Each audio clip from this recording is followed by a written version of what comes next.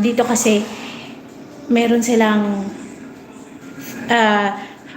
basta mag-aaral ka muna doon sa meron silang school na doon ka mismo kukuha ng driver's license, sila magtuturo sa iyo.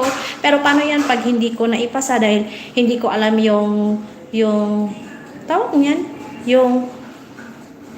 yung rules ba, yung sa driving, yung mga ganon. So mahirap, kaya ayokong bumagsak kasi may bayad yun. Sabihin natin 1,000 euro yun ha. Paano pag bumagsak ako, 'di ba? Mag-uulit na naman ako, another expenses na naman. Wala akong trabaho, yung asawa ko lang nag-work. So, yun talaga ang hirap. Pero pag sana lang talaga marunong akong mag-drive, pwede talaga akong pupunta ako kahit saan dito sa Italia at makakabili ako ng lahat ng gusto ko. Kung marunong lang sana ako mag-drive, no? Sana all marunong mag-drive. Nakakaingit yung mga kaibigan ko. May kaibigan akong marunong na siyang mag-drive. Hi! Marunong na siyang mag-drive. May sarili na siyang car, gano'n. Sayang. Pero dahil hindi ako marunong, so, pasahero lang muna. Dahil pag marunong ako, sabi ko sa asawa ko, siguro, mamamasyal na kami ng anak ko habang nasa trabaho siya, o pwede ko nang masundo yung mga anak ko sa school kapag umuulan. Kasi, yung mga ganyan na umuulan, tulad dito pag umuulan, naglalakad lang ako mga pupunta ako ng school. Kasi like I said, hindi dito uso yung hindi uso dito pala yung sasakay ka, hindi uso dito yung may bus, kasi dito walang bus dito. Lahat ng mga tao dito may sasakyan. Ewan ko ba kung bakit walang mga bus dito? Sana may mga bus. Diba?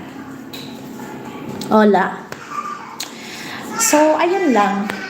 Ayun lang mga na-share ko lang na hindi madali tumira sa ibang bansa.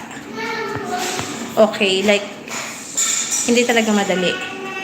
Siguro kung galing ako ng Pilipinas tapos marunong na akong mag-drive, tapos kumuha agad ako ng license nung dumating ako dito, siguro much better. Pero dahil nung dumating ako dito, hindi pa ako marunong mag-drive.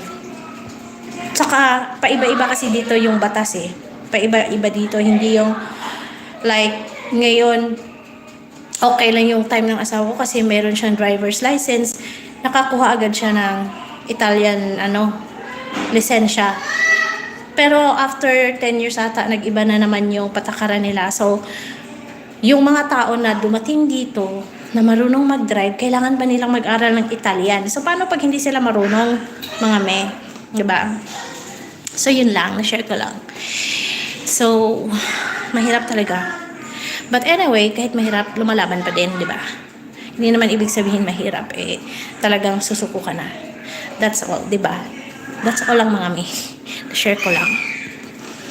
Anyway, sana ba tayo? I-check ko lang yung aking niluluto, ha?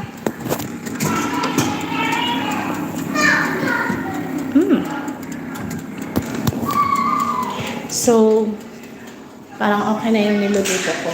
Parang paluto na siya. John Angelo Grecky said hi.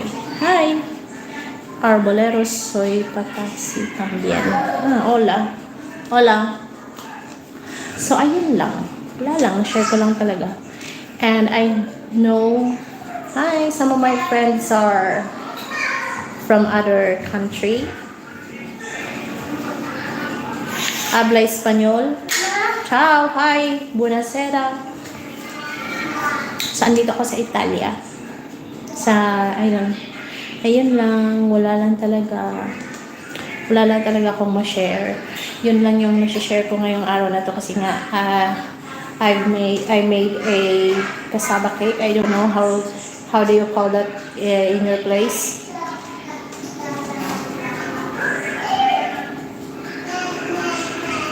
So yun lang talaga, that's all I can say, that's all I can share for today. And the time here in Italy is 17:50. So I will just leave you here because I need to cook. And you there, take care. Thank you so much. Bye.